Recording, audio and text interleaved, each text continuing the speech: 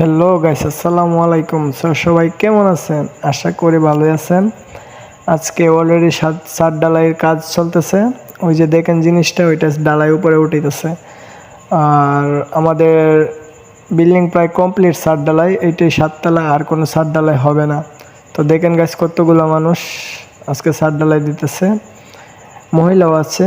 আর guys, আজকে আমাদের শেষ সাত ডালাই। ওয়াও, এটা কি গাইস? সবাই কমেন্ট করবেন। এখন আমি উপরে যাইতেছি গাইস, উপরে চলে আসছি গাইস। সবাই দেখেন বিম ডালাই করতেছে।